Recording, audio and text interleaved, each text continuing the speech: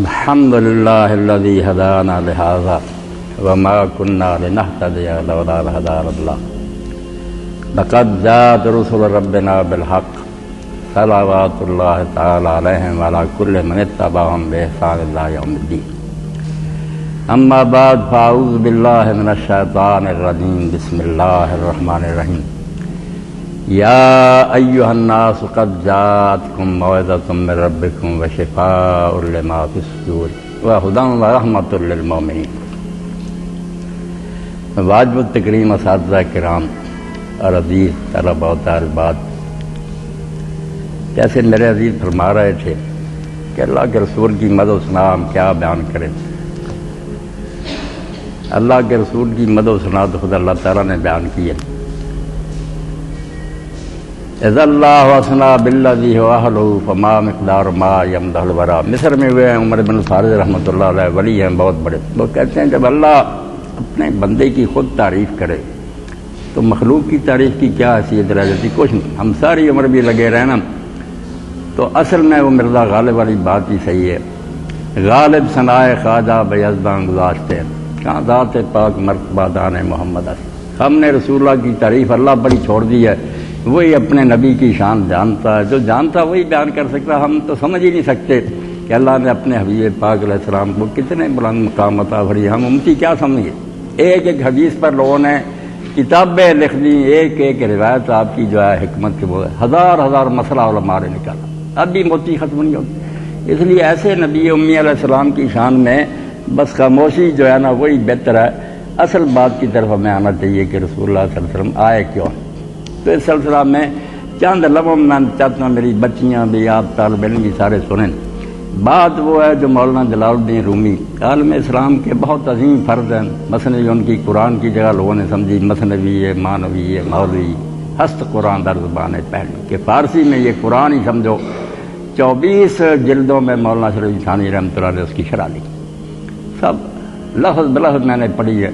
تو رومی رحمۃ اللہ علیہ بہت سی باتیں چھوٹی چھوٹی حکایتوں کی طرح میں سمجھا دیتے. اب نبوت جو ہے نا اس کا مقام سمجھنے کے لیے نبی ہے کیا اور اس کی ضرورت کیا، کتنی اہم ہے پیغمبر کی شخصیت. فرماتے ہیں کہ کچھ آپ جیسے طالب علم کشتی میں سوار ہو گئے، ہوا موافق تھی، موسم خوشگوار تھا، تو ملا سے کہہ رہے کہ بابا جی آپ نے نحو پڑھی ہے؟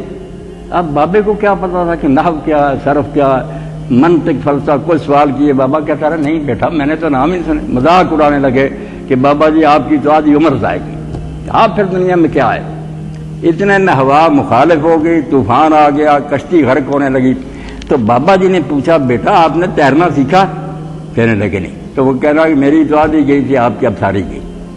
تو اس لیے یقین جانیں ہمارے یہ سارے علوم و فنون یہ کالجوں اور یونیورسٹی میں ہم جو کہ پڑھتے ہیں ان کو ہم غلطی سے علم کا نام دے دیتے ہیں، اور یہ اس طرح بہت غلط استعمال ہو رہی ہے.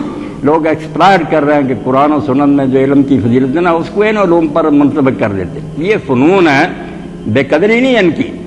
انسانی زندگی کے لیے بالکل ضروری ہے کہ لوگ یہ چیزیں جو ہے ان کی واقفیت حاصل کریں، مگر یہ وہ علم نہیں جس کا اللہ کہتا ہے کہ تیرے پاس علم آیا. وہ علم جو ہے نا جس سے سیکھے بغیر ساری زندگی بیکار ہے، وہ پیغمبر کا علم من بعد ما جاءکم العلم.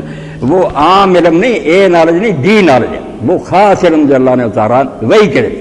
قرآن صرف اس کو علم کہتا ہے اور اس کی حضور علیہ السلام کے ذریعے تبلیغ ہوئی ہے. اس کو بتایا کہ علم آنے کے بعد جو بھٹکیں گے ان کی کوئی نجات نہیں ہوگی، کوئی عذر نہیں سنا جائے. تو اس لیے میری بچیاں بچے سب سنیں کہ ہم سارا علم پڑھ لینا، دنیا جہان کی ڈگریاں حاصل ہو جائیں، دانشور بن جائے، PhD بن جائے. کیا ہے وہ سادی کہتا ہے علم کرا بحق نہ نمایاں جہالت. جس علم سے حق کا راستہ نہیں ملا، آدمی اپنی زندگی کا مقصد نہیں سمجھ سکا، یہ نہیں پتا چلا کس نے بھیجا، کیوں بھیجا، بعد میں کیا بنے گا، وہ علم نہیں ہے، جہالت. علم اس کا نام ہے جس سے پتا چلا کہ ہمارا آغاز کیا، کس طرح بنے. اب یہ جو ہے نا علم والے اسی میں پھنسے ہوئے ہیں کہ جرثومہ بائی چانس پیدا ہو گیا، نمی سے اس سے آگے پھر ارتقاء ہوتا رہا. کن بکواس میں پڑے ہوئے، اللہ کو نہیں مانتے جو مبدا ہے. کہاں سے آئے؟ اللہ نے پیدا کیا. وہ خالق و مالک کیوں پیدا کیا؟ اس معاش کے لیے کہ یہاں زندگی کیسے گزاریں. وہ مبدا تھا کہ ہمارا آغاز اللہ. کیسے زندگی گزاریں؟ رسول وہ نظام لے کر آتا ہے کہ یہ کرنا یہ نہیں کرنا. معاد کہ جائیں گے کہاں، یہ آخرت اس کی خبر دیتا. تین ہی علم اصلی، مبدا، معاش اور معاد. اگر یہ نہیں ہم سیکھ سکے تو کچھ نہیں سیکھا. یہ سارا کچھ ذرا سب بیکار ہے. اسی لیے علامہ اقبال رحمۃ اللہ علیہ چیختے رہے کہ یہ جن کو تم علوم کہتے ہو، جن کے در پہ ہو کہ ڈگریاں مل جائیں، سارا یہ کیا ہے؟ وہ علم نہیں، زہر ہے حرار کے حق میں، جس علم کا حاصل ہے جہاں میں دو کفے جاؤ. برا نہ منائے، ہم سب لوگ پڑھتے ہیں کہ کچھ نوکری مل جائے، کچھ پیسے ملیں، گزار کر، لیکن کسی نے ٹوکری اٹھا لی، کسی نے کتابیں بیچ لی. علم نہیں آیا کہ ہمیں پیدا کس نے کیا ہے، کیوں کیا ہے، بعد میں ہمارا انجام کیا ہوگا. یہ وہ علم ہے جو پیغمبر دیتا ہے. میں نے جو سورہ یونس کی آیت پڑھی نا، آپ نے سنا اس میں شفاء لما فی الصدور کا ذکر ہے. قرآن پاک میں صرف ایک موقع ہے جہاں اس بیماری کا علاج ہے جس شعبہ سے آپ متعلق ہیں. یہ بھی کوئی بری بات نہیں.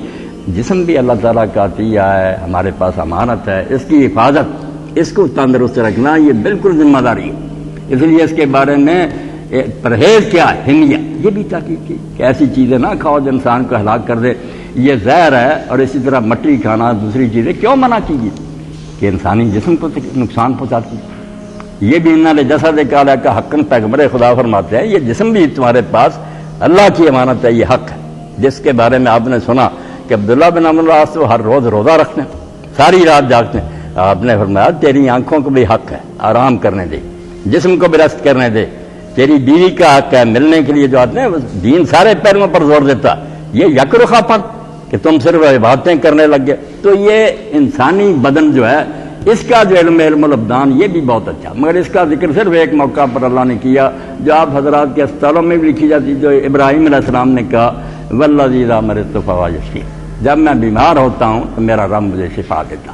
یہاں یہ جسمانی بیماری اور جسمانی علاج کی بات، ورنہ پورے قرآن میں آپ پڑھتے جائیں صرف ایک بیماری کا ذکر کرتا ہے، فی قلوبہم مرض، ان کے دلوں میں بیماریاں. اور یہ آج بھی جو میں نے پڑھی اس میں بھی کہا یا ایھا الناس قد جاءتکم موعظۃ من ربکم وشفاء لما فی الصدور وہدی ورحمۃ للمؤمنین. حد کر دی اللہ تعالیٰ نے اپنی کلام کی تعریف میں، اور جو رسولہ لے کر آیا کہ نوع انسان را پیام آخر. قرآن کوئی چھوٹی بات ہے، لوح محفوظ میں تھا، فرشتے حفاظت کر رہے تھے، شیاطین چھو بھی نہیں سکتے، وہاں قریب نہیں جا سکتے دفتر کے. وہاں سے جبریل امین لے کر آئے. اور وہاں بھی سورہ جن میں اللہ کہتا ہے آگے پیچھے فرشتوں کی گاردیں میں لگا دیتا ہوں. یہ سرکاری خزانہ، اگر اس میں ایک لفظ کی کمی بیشی ہو جائے تباہ ہو جائے دنیا. اتنی حفاظت سے اترتا ہے کلام کہ فرشتے آگے بھی ہوتے ہیں جبریل کے، پیچھے بھی، اور اس وقت تک نہیں ہٹتے جب تک پیغمبر اس سے سن کر وہ صحیح حالت میں لوگوں تک نہیں پہنچاتے. پیرا رہتا ہے، رسل پیرا ہوتا ہے کہ کلام الہی میں رد و بدل ہو گیا، مخلوق تباہ ہو جائے گی. یہ جسمانی بیماریوں کو کیا کسی نے بد پرہیزی کی، بچہ یہی ہوگا نا کہ مر جائے گا، موت پر خاتمہ ہو جائے گا. مگر وہ بیماری جس کا قرآن ذکر کرتا، دلوں کا روگ، آپ دیکھیں کہ جسم جو ہے باڈی، آپ تو پڑھے لکھے لوگ ہیں، چند سالوں میں سیل پہلے ختم ہو جاتے ہیں، نئے آتے ہیں. سیل ختم ہو رہا ہے لمبا لمبا، 6-7 سال کے بعد وہ آدمی رہتا ہی نہیں جو پہلے تھا جسمانی طور پر، مگر روح وہی رہتی بچپن سے لے کر کوئی حافظہ کہ میں فلاں ہوں، یہ ہے، اس میں کوئی تبدیلی نہیں آتی. اور مرنے کے بعد بھی اس کو بقا ہے، پناہ نہیں ہوتی برو جاننے کے داد ان بازش نگیر. اللہ کہتا ہے جو ایک مرتبہ جان خدا نے دے واپس کیوں لے گا؟ نہیں واپس لیتا. شکل بدل جاتی ہے کہ وہ لباس پرانا اتار دیتی ہے، نئے روپ میں چلی جاتی ہے، مگر اگلی دنیا میں وہ بالکل اسی طرح ہوتی ہے جس طرح اس دنیا میں. اسی طرح شعور، اسی طرح عقل، ہوش، حواس، وہ سب جانتا کہ میں فلاں ہوں، یہ کرتا رہا ہوں، میرے فلاں عزیز تھے. بلکہ اللہ کے رسول علیہ السلام نے خبر دی جب کوئی مرتا ہے اور اس کی روح عالم روا میں لے جائی جاتی ہے، نیک ہو گئے، تو پہلے جتنے گئے سب کو اطلاع ہوتی ہے، وہ ملنے کے لیے آتے ہیں، بھائی بہنیں باپ دوست سب اکٹھے ہو جاتے ہیں.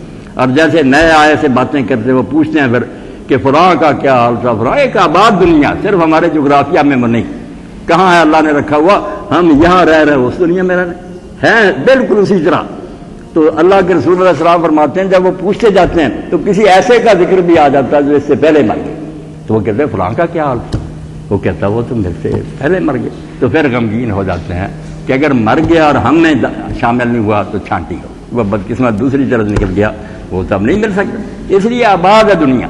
تو جس جسم کی شفا کے لیے ہم فکر مند ہیں کہ باڈی کا علاج کریں، بڑے شعبے بنے ہیں، ماشاءاللہ آپ نے بڑی ترقی کی ہے، اور یہ عبادت ہی ہے کہ انسانی جسم کی درستی کے لیے محنت کرنا، اس کا علاج معالجہ کرنا۔ دین بھی کہتا ہے غذا، اور دوسری طرف ہنجا لفظ ہے کہ بچاؤ، ان چیزوں سے پرہیز کرو، یہ نہ استعمال کرو۔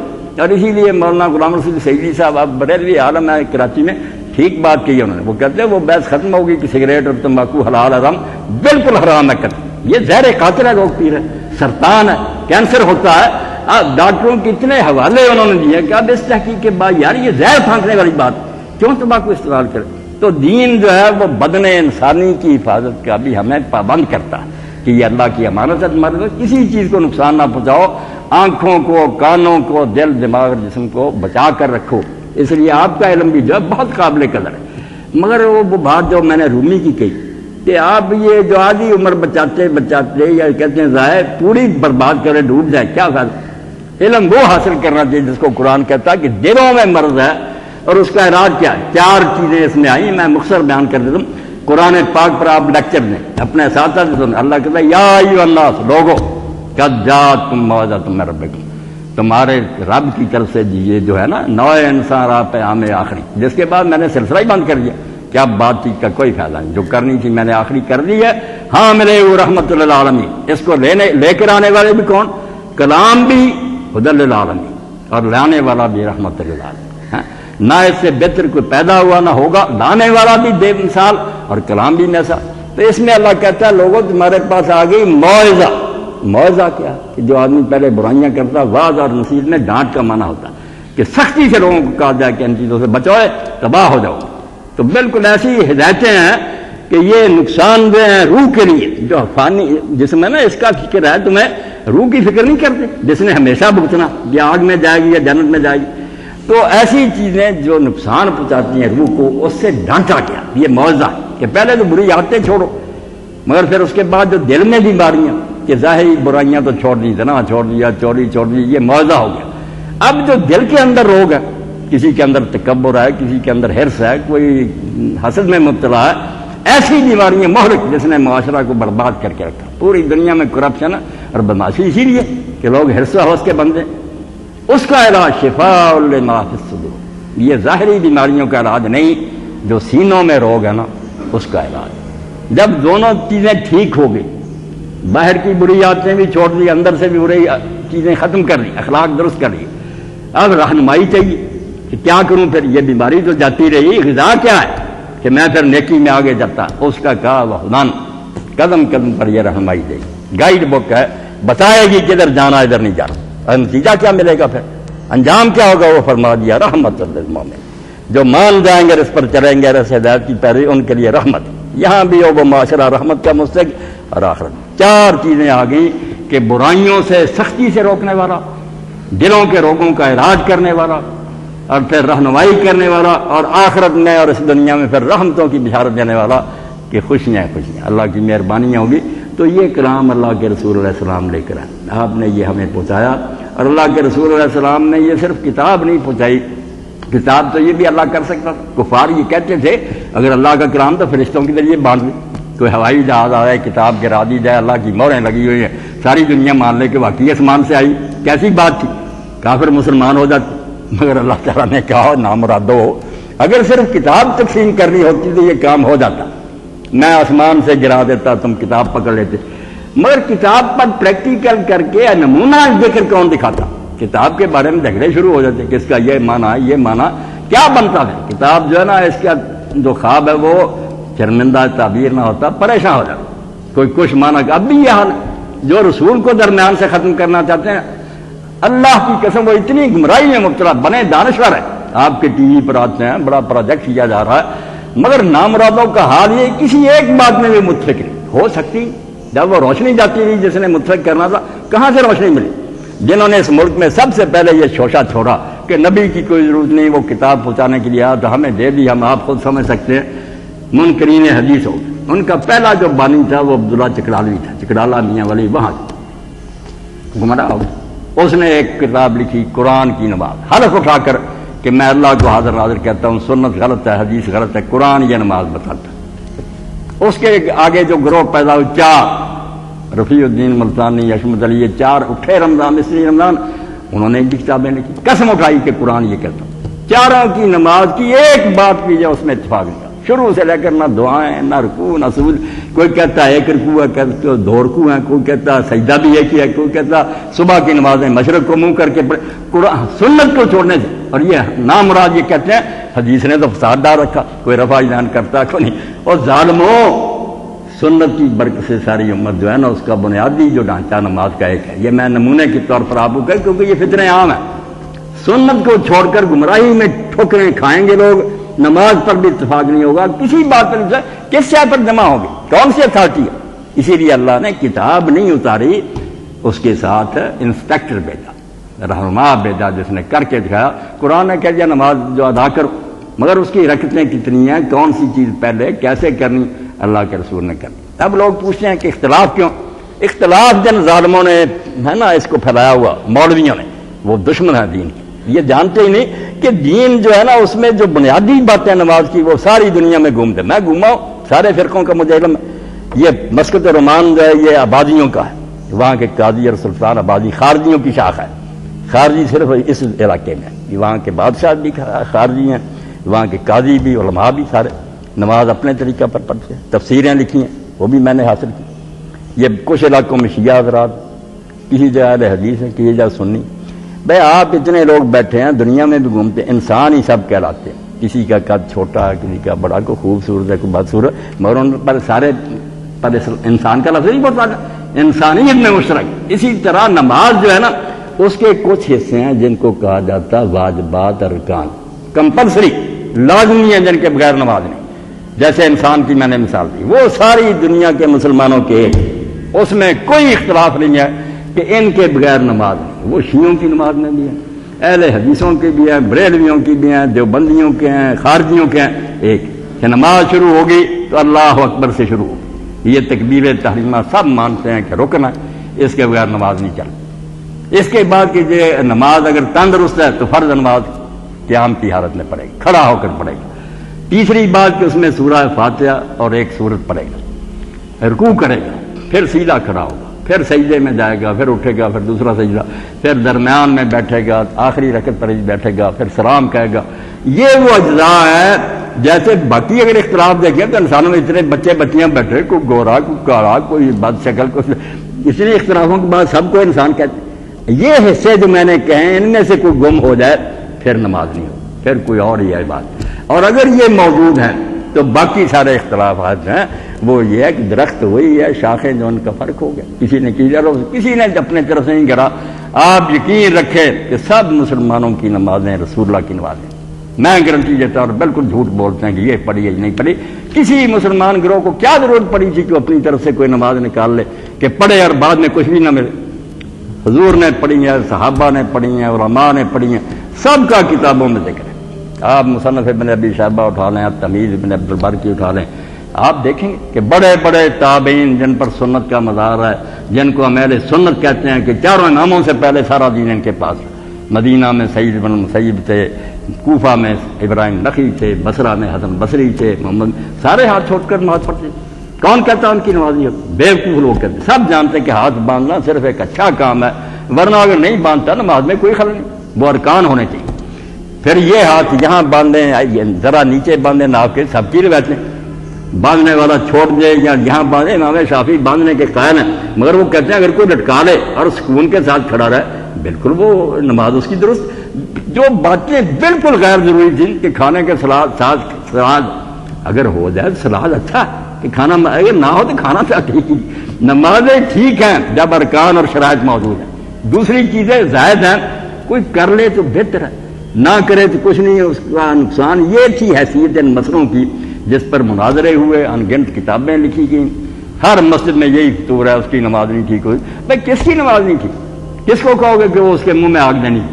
اگر کوئی امام کے پیچھے فاتحہ پڑھتا، یہ حضرت عمر پڑھتے تھے، ابو ہریرہ پڑھتے تھے، عبادہ بن ثابت، اتنے چوٹی کے لوگ۔ جو نہیں پڑھتا وہ حضرت زید بن ثابت جو کاتب وحی تھے رسول اللہ کے، عبداللہ بن عمر، عبداللہ بن مسعود، نہیں پڑھتے تھے۔ اور جو درمیان کی بات جو ہے کہ جن نمازوں میں امام اونچی آواز سے پڑھتا وہ سنو، جب دل میں پڑھتا ہے تو پڑھ لو پیچھے، یہ زیادہ صحابہ کا مطلب۔ اور یہ امام مالک رشا عقل کی بات بھی یہی احمد معقول بات یہ ہے کہ جب اونچی آواز سے پڑھا سنا، جب خاموش ہے امام کیوں چپ رہیں گے آپ؟ کیا کریں گے؟ انتظار کرتے رہیں گے کہ اللہ اکبر کب کہتا نیچے گرے؟ بھائی پڑھتے رہو، الحمد بھی پڑھو، سورت بھی پڑھو، صحابہ کرتے. مگر اگر کوئی نہیں پڑھتا یا ہر نماز میں پڑھتا، نمازیں ٹھیک سب کی پیچھے سے دلیل ملتی ہے. تو مقصد یہ ہے کہ رسول اللہ کی سنت جامعہ لوگوں کو اکٹھا کرتی ہے. اس میں اگر اختلاف بھی ہے نا، کئی چیزیں آئی تو برکت ہے. ایک مرتبہ حضور نے ہاتھ دھویا وضو میں، صرف ایک مرتبہ، اور منہ بھی ایک مرتبہ پاؤں، یہ بھی ہو گیا کہ کم از کم درجہ یہ ایک مرتبہ آپ نے دھو لیا وضو ہو گیا.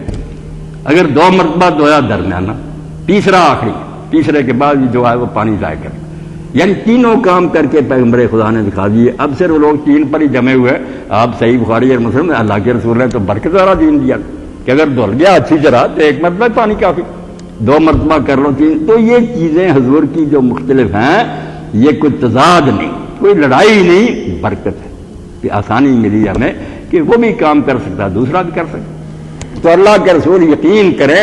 اصل سیرت نبی کا پیغام یہ ہے. یہ جو نا تعریف اور مدح، یہ تو جیسے میں نے عرض کیا، میرا بچہ بھی کہہ رہا تھا کیا ہم اس میں کریں، ساری عمر گزارنے تعارف بھی نہیں شروع ہوگا. جو اللہ کی شان ہے کہ رسول کی شان ہے، جو رسول لے کر آیا، جو تعلیم ہمیں دی ہے، اس پر دیکھیں کہ وہ ہم اس کو سمجھیں، اس کو سیکھنے کی کوشش کرتے ہیں. میں نے وہ رومی کی مثال دے دی کہ آپ نے ساری ڈگریاں بھی لے لی نا، تو بابے سے ٹھٹھے کر رہے تھے طالب علم کہ آپ نے صرف نہیں پڑھی، نہ آپ کی ساری عمر گئی. جب اس نے کہا تیرنا سیکھا، کہنے لگے نہیں، تو کہا تمہاری تو آپ ساری گئی ہے، تم ڈوب جاؤ. تو جس نے دین نہیں سیکھا، جو کچھ اللہ کے رسول لے کر آئے ہیں، وہ کیا ہے طالب علم، کیا پروفیسر اور دانشور؟ وہ مادی جسم کی بات کرتا ہے جو مر کر مٹی ہو جائے گا. جو روح جس نے فنا ہی نہیں ہو، جس نے ہمیشہ کے لیے نتیجہ بھگتنا، اس کی پرواہ کوئی نہیں. تو قرآن اور پیغمبر خدا علیہ الصلوۃ والسلام شفا لے کر آئے ہیں، مگر وہ شفا لما فی الصدور ہے. دلوں کے روگ جو ہے نا، فی قلوب مرض، دلوں میں بیماریاں، ان کا علاج کرتے ہیں. اور دل کی بیماریوں کا علاج کسی کالج کے پاس نہیں ہے، کسی یونیورسٹی کے پاس نہیں ہے، کتابوں میں کچھ نہیں. پیغمبری آپ یقین جانیں پوری دنیا نئے سے نئے حکومتیں لے آئے، آرڈیننس جاری کریں حکمران، نیت بھی نیک ہو، لوگوں کو نیک نہیں بنا سکتے. عقل یار 100 بیس بنا لے، کیا کریں گے؟ آئین میں کوئی دفعہ دیکھ لیں، کوئی نہ کوئی وکیل جو اس میں سے نکال لے گا گنجائش. اس کی حفاظت دل کی جو ہے نا، جو اللہ کے رسول نے کہا کہ تمہارے جسم میں ایک ٹکڑا ہے، اگر وہ ٹھیک رہا تو سارا جسم ٹھیک رہے، کوئی تمہارا غلط کام نہیں کر سکتا. اور اگر یہ خراب ہو گیا، علاج ہی نہیں ہونا. کتابیں چاٹتے رہو، انسان نہیں بن سکتے. آپ پڑھی لکھی ہیں بچیاں، یہ دیکھ لیں کارپوریشنوں کے چیئرمین جن سے بڑا کوئی بھی نہیں پڑھا وہ لوٹتے اور سراغ بھی نہیں جرم کا چھوڑتے، ایسے چالاک ہوتے. علم سے صرف انہوں نے بے ایمانی کرنی سیکھے، کچھ نہیں ہوا. اور دوسری طرف جو عرب کے امیین تھے، کوئی پڑھے نہیں، کوئی کتاب نہیں تھی، کسی مدرسے میں نہیں گئے، حضور نے کوئی اسکول اور کالج نہیں کھولا. ایک قرآن ہی تھا جو آپ پڑھتے تھے، صحابہ کو بھی سکھاتے تھے، وہ بھی آگے لوگوں کو سکھاتے تھے. مگر یہ دلوں کی بیماریوں کا علاج ہے، جسمانی بیماریوں کا نہیں، دلوں کی. ضمن ہے کہ اگر آپ کچھ دم درود کریں، میں نہیں کرتا، اللہ کے فضل سے شفا ہوتی ہے، مگر وہ ثانوی ہے، سیکنڈری ہے. اصل مقصود جو ہے دلوں کی بیماریوں کا روگ. جب آپ نے یہ سور پھونکا، اتنا بغل زور سے بجایا کہ اگر کوئی بلانا بھی چاہے بلانا، آواز ہر طرف سے آئے، ان اللہ بما تعملون بصیر، جو کر رہے ہو خدا دیکھ رہا ہے. کہیں آ جاتا تھا اللہ کو علم ہے جو تم کرتے ہو، کہیں آتا تھا انما تجزون ما کنتم تعملون، جو کرتے ہو اس کا نتیجہ بھگتنا پڑے گا. اسی لیے قرآن بیٹا کتابوں کی طرح کی کتاب نہیں ہے. کتاب ہوتی تو جیسے پہلا چیپٹر نماز ختم ہوتی، پھر روزے کے مسئلے، بالکل اس میں ملے جلی باتیں آتی، ابھی کوئی بات چل رہی پھر دوسری آ جاتی. مگر اصل زور جو ہے فقہ کی کتابوں کی بجائے الگ ہے کہ مسئلہ اگر طلاق کا بھی بیان کر رہا ہے، نکاح کا کر رہا ہے، یہ بات آئے گی کہ اللہ دیکھ رہا ہے، تم نے اللہ کے سامنے پیش ہونا. نکاح ہو رہا ہے، اللہ کے رسول علیہ السلام وہاں خطبہ نکاح پڑھ رہے ہیں. اب وہ بھی رسم بن گیا کہ مولوی حضرات آتے ہیں خاموشی سے پڑھتے ہیں جیسے کوئی جرم ہو رہا، کسی کو پتہ نہیں چلتا محفل میں کہ کیا مولوی صاحب نے پڑھا، اور شاید وہ بھی نہ جانتے. دعا کرو جی نکاح ہو گیا، لعنت ہے ایسے نکاح. اور یہ سپیچ ہے، تقریر کرو، ایک بچی بھی سنے کہ کون سا سفر شروع ہو رہا ہے، یہ بچہ بھی جانے کہ کیا ذمہ داریاں ہل جائیں. 3 صورتوں میں سے آپ نے آیتیں چھانٹی اور پڑھا ان کو، جن میں دیکھیں موقع خوشی کا، شادی کہتے ہیں خوشی کا، اس سے بڑی خوشی کیا ہوگی. مگر اللہ کا رسول پڑھ رہا یا ایھا الذین آمنوا اتقوا اللہ حق تقاتہ ولا تموتن، کہیں یا ایھا الناس اتقوا ربکم، کہیں واتقوا اللہ الذی تساءلون بہ یا ایھا الذین آمنوا اتقوا اللہ وقولوا قولا سدیدا اتقوا اللہ سب کو سنایا جا رہا کہ یاد رکھو یہ دنیا کا دھندا نہیں ہے کہ تم ایک دوسرے کے ساتھ جس طرح چاہو گزار لو تو بس قصہ ختم ہو جائے گا. یہ آخرت کا معاملہ ہے. ان اللہ کان علیکم رقیبا. اللہ اس وقت اس مجلس میں موجود ہے, وہ دیکھ رہا ہے کہ ایجاب و قبول کس نیت سے ہو رہا ہے.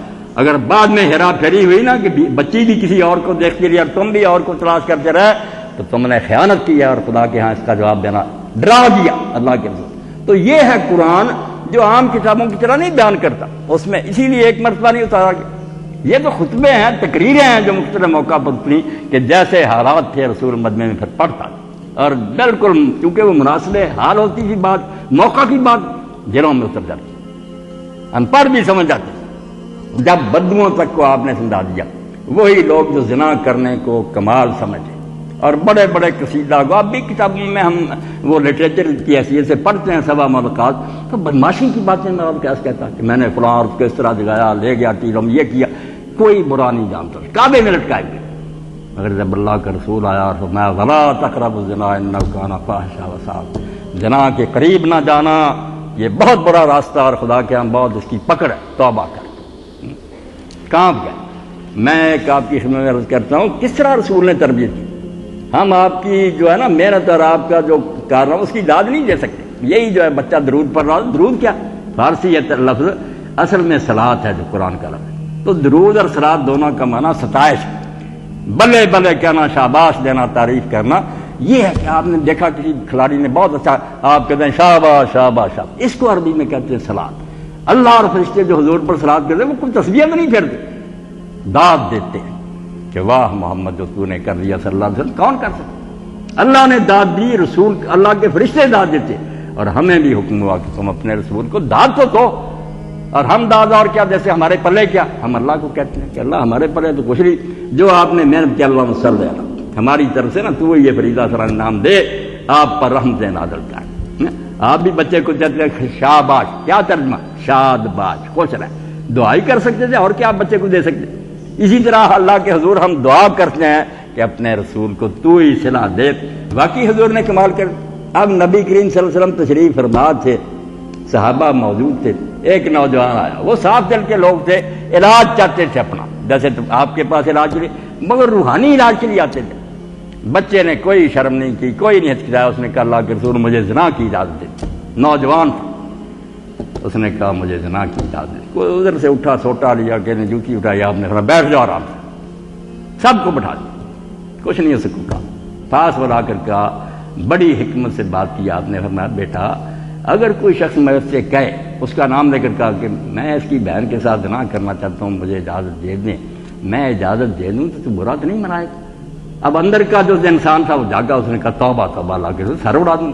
اسی طرح دو چار رشتے آپ نے گنے, تیری ماں بہن وغیرہ, اس نے تو بالکل لال پیلا ہو گیا. تو فرمایا بیٹا اسی طرح جن سے تو زنا کی اجازت مانگتا وہ بھی تو کسی کی بہن اور بیٹی, یہ تو لاجیکل بات تھی.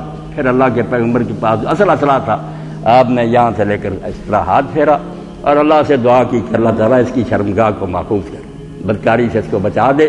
اس کا نتیجہ یہ ہوا کہ ایک وہ تلقین عقلی, اور دوسری دعا کہ صحابہ کہتے ہیں ہم نے پوری زندگی اس بچے کو پھر اپنے انگوٹھے سے نظر ہٹائے نہیں دیکھا. انگوٹھے پر نظر جم گئی, اس نے پھر ادھر ادھر نہیں دیکھا. حضور نے یہ علاج کی ہے کہ لوگوں کے روگ ختم ہو, اندر کے روگ, روح کو زندہ کر دیا کہ اب تم قبر میں جاؤ, اگلی دنیا میں جاؤ, جسم مر جائے, مٹی ہو جائے, کیڑے کھا جائیں, روح باقی رہے گی, تم یا راحت میں رہو گے یا رنج میں رہو گے. یہ حضور علیہ السلام نے تلقین کی. ایک دو باتیں عرض کر دوں کہ اس کا اثر پھر کیا ہوا. حضرت عمر رضی اللہ تعالیٰ عنہ کے بیٹے عبداللہ سفر کر رہے تھے, دوپہر کا وقت, اب عرب کی گرمی اور گرمی کے دن, اس میں وہاں تو لو چلتی, اب تھوڑا بہت انتظام ہو گیا پنکھے وغیرہ, وہ صحرا, دوپہر کے وقت ایک شخص بکریاں چرا رہا. رمضان شریف کے دن میں میری بچیاں سنیں, آپ سنیں, اسلام نے کیا انقلاب پیدا کیا, اللہ کا رسول دنیا میں کیا تبدیلی لائے. ساری حکومتیں زور لا, دو بندوں کو ٹھیک نہیں کر سکتی. بگڑا معاشرہ, زانی, شرابی, چور, سب ولی بن. تو سید قطب شہید رحمۃ اللہ علیہ کی بات ہے کہ محمد ابن عربی, محمد ابن عبداللہ صلی اللہ علیہ وسلم کا اصل کارنامہ یہ نہیں کہ آپ ایک اعلیٰ کتاب دیں گے, اصل کارنامہ یہ ہے کہ جب دنیا سے رخصت ہوئے تو عرب کی سرزمین پر لاکھوں قرآن چلتے پھرتے تھے، جو چل پھر رہے تھے نا انسان، وہ قرآن بن گئے تھے۔ یہ راز کسی کو نہیں معلوم کہ مومن قاری نظر آتا ہے حقیقت میں قرآن کے ساتھ میں ڈالتے، وہی بات بولتے تھے جو اللہ کو پسند، وہی کام کرتے، قرآن چلتے پھرتے۔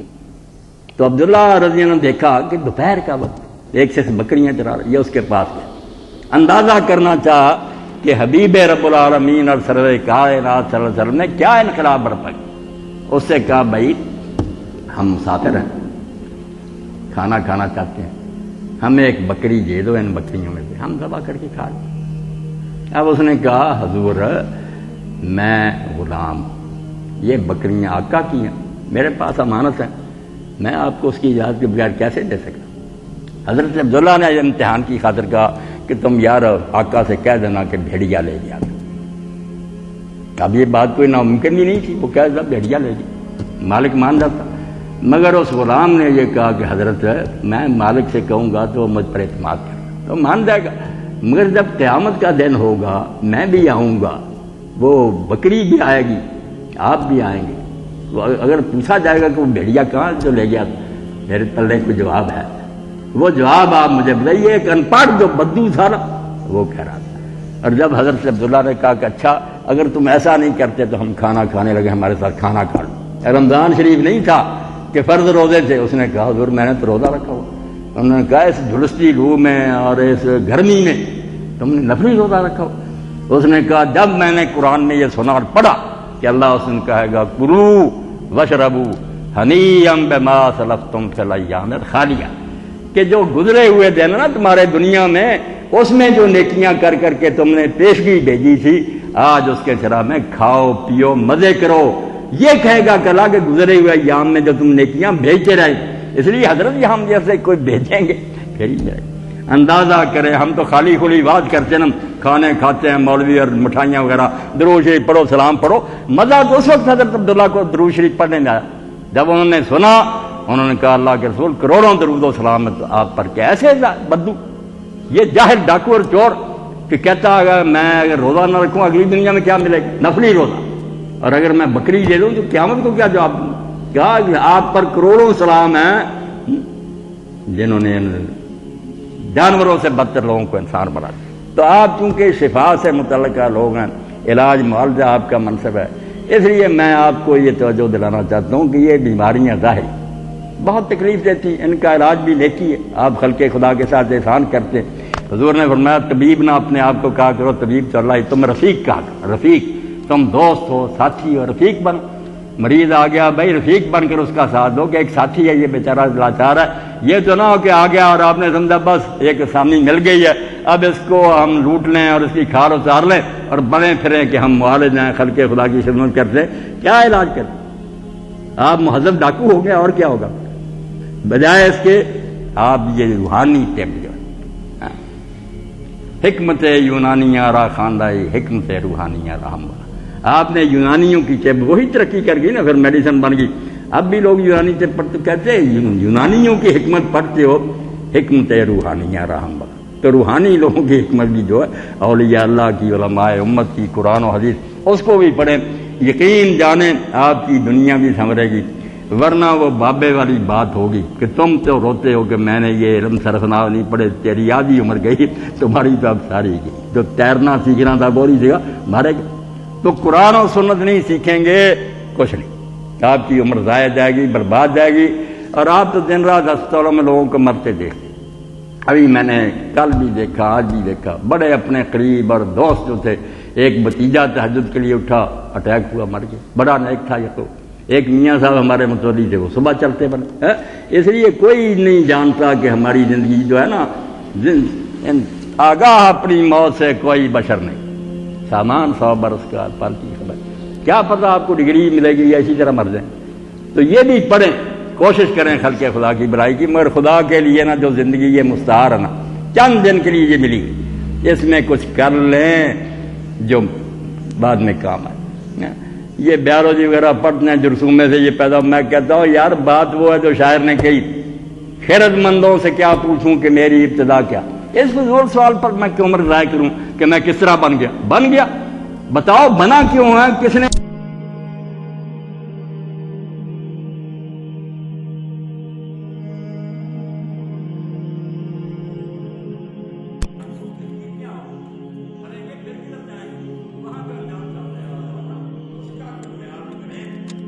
کامیابی ذالک هو الفوز العظیم۔ اللہ کہتا ہے اصل کامیابی ہے اگر تم نے ساری دنیا حاصل کر لی، مر گئے، اللہ کو ناراض کیا، خاسرت دنیا والآخرہ، یہ بھی برباد کی، آگے بھی جہنم۔ کیا کہیں احباب کیا کار نمایاں کر گئے، بی اے کیا، نوکر ہوئے، پھر مر گئے، ڈگری ملی، مر گئے، کچھ نہیں۔ علم وہ حاصل کریں جو آپ کے ساتھ جائے گا، جو روح کی بقا کا ضامن ہے۔ صرف جسم انسانی جو مٹ جانے والا ہے اس کی فکر نہ کریں، روح کے بچاؤ کی کریں۔ اور یہ علم نہیں حاصل کہیں سے ہوگا، نہ کوئی ماں کا لال یہ لوگوں کو نیک بنا سکتا ہے، یہ صرف انبیاء علیہ السلام کی تعلیم ہے جو پیرا لگا دیتے ہیں کہ اللہ دیکھ رہا، حساب دینا۔ آخر میں سن لیں کہ گئے گزرے زمانے میں بھی سلطنت عباسیہ میں بغداد گڑھ بن گیا تھا جاشی کا، جیسے اب ہمارے حکمران نعت گانے، یہ ثقافت ہے، فلاں بدماشی کا نام ثقافت ہے۔ بغداد ہے میرے بچوں، وہاں دارالحکومت میں بڑے بازار میں ایک نوجوان جو تھا ایک بچی کو تنگ کر رہا تھا، اب کوئی اس کو نہیں روک سکتا تھا، سب کانپتے تھے کہ یہ بدماش آدمی ہے، کون اس سے الجھے۔ اتنے میں اللہ کا ایک نیک بندہ، دل سے جو بات نکلتی اثر رکھتی، بندے کے پلے کچھ ہونا چاہیے جو اثر ہو، وہ حضرت بشر ابن الحارث حافی تھی، اللہ کے ولی ہیں بڑے۔ وہ بندہ بچہ نہیں جانتا تھا، وہ آئے اور انہوں نے لوگوں سے پوچھا کہ یہ کیا جمکٹا ہے؟ انہوں نے کہا ایک بچی ہے، یہ آدمی تنگ کر رہا، ہم سارے اس کی بدماشی کو جانتے، کوئی اس سے بات نہیں کر سکتا۔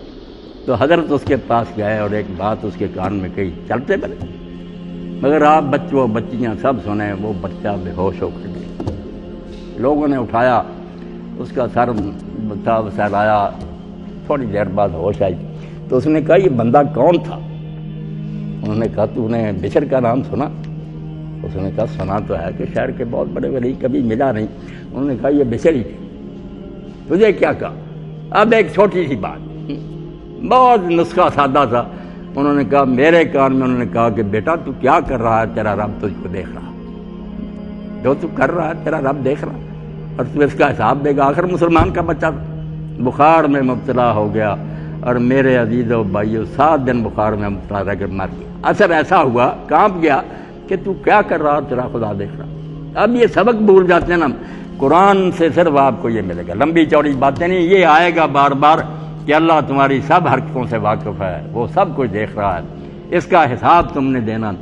یہ تعلیم سوائے اللہ کے پیغمبروں کے مدرسہ کے کہیں نہیں ملتی، باقی ہر جگہ آپ کیڑے مکوڑوں کا پر، یہ انسان کی بیماریوں کا روحانی کا علاج خدا کے پیغمبروں کے پاس ہے۔ اور جو یہ قرآن کی تلاوت شروع کر دے، پڑھنا شروع کر روزانہ، اس کو آپ ناشتہ سمجھیں، 1-2 آیت، یہ سپارے نہ ختم کیا کریں، اور بغیر سمجھنے کے پڑھنے کو اپنے لیے جرم سمجھیں۔ آپ کوئی کتاب بغیر سمجھے پڑھتے ہیں، انگریزی کی نہیں ڈکشنری کنسلٹ کرتے ہیں، کسی استاد سے پوچھے، قرآن مظلوم رہ گیا کہ پڑھتے جاؤ، اور ساری عمر کے بعد بھی پوچھو پروفیسر صاحب کیا پڑھا، بس یہ برکت ہے۔ تو برکت کیا یار، آپ نے کچھ بھی نہیں سمجھا کہ اللہ آپ سے کیا کہہ۔ ابن مسعود کی طرح بنو، وہ کہتے ہیں جب یا ایھا الذین آمنوا آتا ہے میں وہاں روک کر کہتا ہوں لبیک اللہم لبیک، اے اللہ تو مجھے کہہ رہا کہ ایمان لایا تو یہ کام کرو، میں حاضر، یہ کروں گا، اور کرتے تھے۔ اس لیے قرآن پڑھنا شروع کرو تھوڑا تھوڑا، ترجمے اور تفسیر کے ساتھ، پھر کایا پلٹے گی، آپ دیکھیں گے دنیا میں بھی سکون، لذت، اطمینان، یقین جانے مٹھائیوں سے، دولتوں سے، خزانوں سے آپ کو مدانی آئے گا جو قرآن سے آئے گا۔ ابھی جمعہ میں نے بیان کیا کہ امام نبوی اتنے بڑے امام ہیں، 10 سال تک بچے ضد کرتے تھے ہمارے سامنے میں کہ وہ نہیں شامل ہوتا تھا، مجبور قرآن پڑھتا رہتا، سیکھ لیا تھا شروع سے زبان عربی، آخر دکان پر بٹھایا، وہاں بھی سودا بیچتا تھا، قرآن پڑھتا تھا۔ تو ایک عالم دین نے کہا کہ یہ بچہ ضرور کسی دن عالم ہوگا، بہت بڑا۔ تو باپ نے کہا تو نجومی ہے؟ اس نے کہا نجومی نہیں، قرآن سے جو اس کا شغف ہے نا، پیار بتاتا ہے کہ یہ، اور واقعی اتنا بڑا امام بنا، محی الدین یحییٰ ابن شرف نووی، مسلم کا اشارہ ہے، بخاری کا، دنیا مانتی ہے کہ یار نبی جو تھا وہاں سے مشق کے بعد اتنا عالم۔ تو قرآن کی طرف آ جائیں للہ، آپ دیکھیں گے کہ کثریں نکل جائیں گی، آپ کے علم جو ہیں دنیاوی ان میں بھی برکت ہوگی، اللہ ساتھ دے گا۔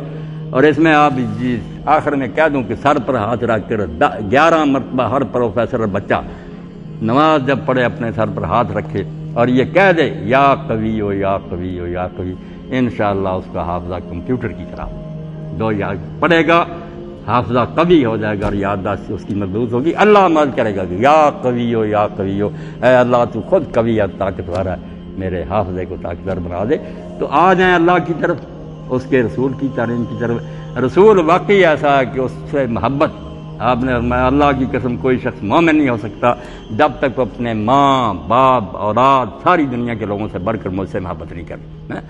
الطولہ جمی پرسی کے چیز خشک چوبے در پھرا کے وہ گریز، یہ وہ واقعہ جو حسن بصری بیان کرتے تھے، رو پڑتے تھے، کہتے ہیں وہ درخت رویا سوکھا ہوا، کھجور کا تنا تھا، ممبر نہیں بنا تھا، حضور اس پر دستے مبارک رکھتے تھے، کھڑے ہو کر خطبہ دیتے۔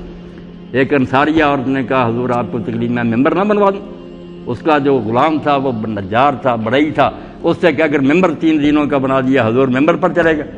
اب وہ اقبال کہتے ہیں دیکھ اللہ کے رسول کی محبت کا کیا حال ہے، کہ وہ بے جان تنا تھا، جان بھی نہیں تھی، مگر جب حضور پاس سے گزر گئے ممبر پر چلے گئے تو اتنی اونچی آواز سے وہ ستون رویا جیسے کوئی بچہ جو ہے نا اونٹنی کا اپنی ماں سے بچھڑ گیا، زاروں زار رویا۔ ساری مسجد نے آواز سنی، حضور اترے اور پہ ساتھ لگا لیا، پھر آہستہ آہستہ سسکیاں بھرتا ہوا خاموش ہوا۔ تو اقبال کہتا اور یہی حسن بصری کہتے کہ کھجور کا تنا حضور کی جدائی میں رو، تم تو انسان ہو، تمہارے سینوں میں اللہ نے دیر رکھا، تمہیں حضور کی یاد نہیں تک، مدینے جانے کا کبھی خیال نہیں آیا، حضور کے روضہ پاک پر حاضری کا کوئی ذوق نہیں پیدا ہوا۔ تو بعد اصل میں یہ کیا طولہ جمی پرسی تھی، نبی کی محبت کا کیا پوچھتے ہو، خشک چوبے در پھرا کے اگری، وہ خشک لکڑی حضور کی جدائی نے روئی، کلمہ کو مسلمان نہ روئے، دیر رات رونا چاہیے۔ کہاں تھے وہ جامی جن کے بارے میں علماء نے کہتا حضور نے خواب میں کہا مدینے کے حاکم کو کہ جامی کو نہ میرے روضہ پر آنے دے، یہ مر جائے، یہ اگر حاضر ہوا نا تو اس نے جب دے پڑھا ہزاراں جانے مشتاقاں دراں جا فدائے روضہ خیر البشر، کہ ہزاراں جانے جو ہے عاشقوں کی حضور کی قبر پر نثار کر، وہاں سے لوٹ کر آنا، وہاں مر جا، ہزاروں جانے وہاں قربان کرا، نبی کا روضہ پھر بچھڑ کر آ گیا۔ یہ جامی رحمۃ اللہ علیہ کی بات۔ تو یقین جانے یہ محفلیں اور سیرت نبی وغیرہ جو یہ رسمی نہیں رہنی چاہیے، یہ نہیں کہ کاروائی اور لکھ لیا کہ ہوا تھا، کوئی سیکھے کہ رسول کس لیے آیا، کیا دے گیا، کیا اس کا مقام ہے، اور کیسا ہمارے اس کے ساتھ بالکل 24 گھنٹے کا رابطہ ہونا چاہیے کہ جو قدم اٹھانے لگے پوچھے کہ حضور اس بارے میں کیا کہتے، زندہ تعلق نبی کے ساتھ۔ یہ نہیں سال بعد یاد آیا کہ حضور پیدا ہوئے تھے، نہیں، حضور ہر وقت ہمارے ساتھ رہنے چاہیے، گائیڈ کیے چاہیے کہ ہم ہر وقت پوچھیں کہ اللہ کے رسول کیا فرما گیا۔ تو اللہ توفیق دے، آپ کے علم میں بھی اللہ برکت دے، دنیاوی علوم بھی آپ کو نصیب کرے، مگر یہ جو ہے نا تیرنے والا علم جس سے پار ہونا، اس کو بھی آپ سیکھیں۔ مسلمان کا اصل علم یہ ہے، ورنہ علم کہ راہ بحق نہ نمایاں جہارت ہے، کتابوں کا آپ پر پشتارا لا دیا گیا، ڈھیر لا دیے گئے، مگر یہ علم حاصل نہ ہوا تو ساری زندگی کارت گئی۔ وآخر دعوانا ان الحمدللہ رب العالمین وصلی اللہ تعالی علی عبد اللہ ورسولہ خاتم النبیین سیدنا و نبینا و مولانا محمد وعلی آلہ وصحبہ اجمعین۔